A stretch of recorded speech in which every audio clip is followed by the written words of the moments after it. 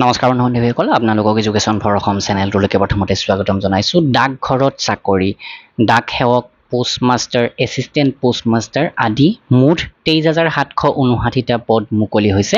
তো এই পদখিনিৰ বাবে শিক্ষাগত অৰ্হতা লাগে মাথো 10 পাছ। তো ভিডিঅ'টোত গোটেইখিনি তথ্য আপোনালোকক জনাম। আহক ভিডিঅ'টো আৰম্ভ কৰোঁ।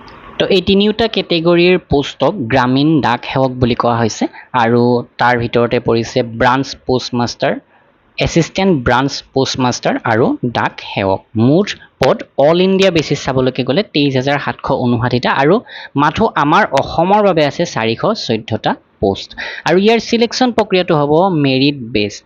তো ইয়াতে এক্সাম নহয়, আপোনালোকে এপ্লাই কৰোঁতে ক্লাছ 10 অৰ্থাৎ HSLCৰ যি পাৰ্চেণ্টেজ পাইছে সেই পাৰ্চেণ্টেজৰ ওপৰত ভিত্তি কৰি মেৰিট লিষ্ট প্ৰস্তুত কৰা হ'ব। তো আপোনাৰ যদি 80% বা 70% প্লাছ কিছু ক্ষেত্ৰত পাৰ্চেণ্টেজ আছে তেনেহ'লে এপ্লাই কৰাটো উচিত। যদি 70ৰ তলত পাৰ্চেণ্ট আছে এপ্লাই নকৰাই ভাল বুলি ক'ব পাৰি, কিন্তু যদি আপুনি SC ST কেটেগৰীৰ হয় তেনেহ'লে এপ্লাই কৰিব পাৰে।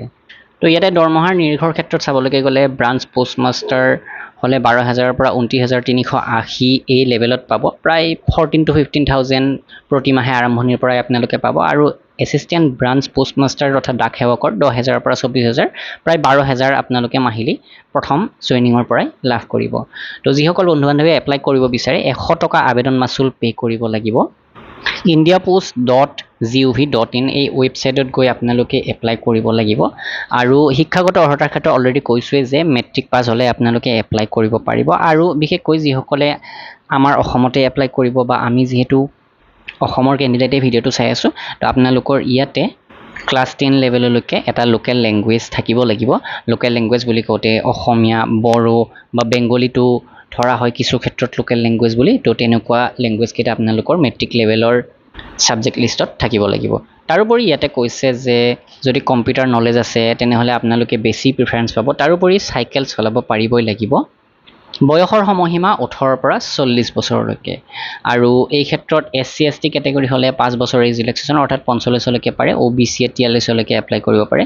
ফিজিকেল হেণ্ডিকেপ কেণ্ডিডেটৰ বাবে 10 বছৰ এজ ৰিলেক্সেশ্যন থাকে। OBC ফিজিকেল হেণ্ডিকেপ হ'লে 13 বছৰ, SC ST ফিজিকেল হেণ্ডিকেপ হ'লে 15 বছৰ পৰ্যন্ত এজ ৰিলেক্সেশ্যন থাকে। 31 আগষ্টৰ পৰা এই পদখিনিৰ আবেদন আৰম্ভ হ'ব আৰু 19 ছেপ্টেম্বৰলৈকে আপোনালোকে এপ্লাই কৰিব পাৰিব। অনলাইন এপ্লাইৰ লিংক অ'পেন হোৱাৰ লগে লগে আমাৰ ৱেবছাইটত আপোনালোকে পাই যাব। educationforassam.com ৱেবছাইট ভিজিট কৰিব। ডেছক্ৰিপশ্যনতো লিংক দি দিছোঁ। অফিচিয়েল ডিটেইল এডভাৰটাইজমেণ্টটো যদি চাব বিচাৰে ইয়াতে লিংকটো দি দিছোঁ। এইটো প্ৰায় 38টা পেজৰ অফিচিয়েল ডিটেইল এডভাৰটাইজমেণ্ট হয়। তো আৰু আমাৰ অসমৰ ইয়াতে 3টা ভাগ কৰি দিছে চাব।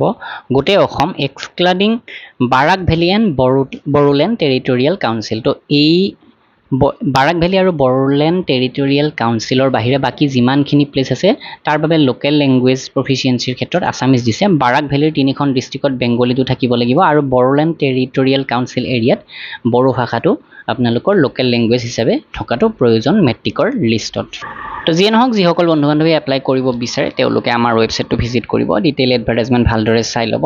আৰু আগন্তুক ADRE, অসম পুলিচ আদি যি 2 লাখ নিযুক্তি আগন্তুক 5 বছৰত হ'ব, তাৰ বাবে যদি অসমীয়া বা ইংৰাজী মাধ্যমৰ আপোনালোকক PDF লাগে তেনেহ'লে আমাৰ ৱেবছাইট ভিজিট কৰিব পাৰে অথবা আমাৰ হোৱাটছআপ নাম্বাৰ দিয়া আছে। কি ধৰণৰ কণ্টেণ্ট আপোনালোকক লাগে পঢ়িবৰ কাৰণে সেই অনুসৰি আমি আপোনালোকক কম দামতে প্ৰভাইড কৰিম। ধন্যবাদ।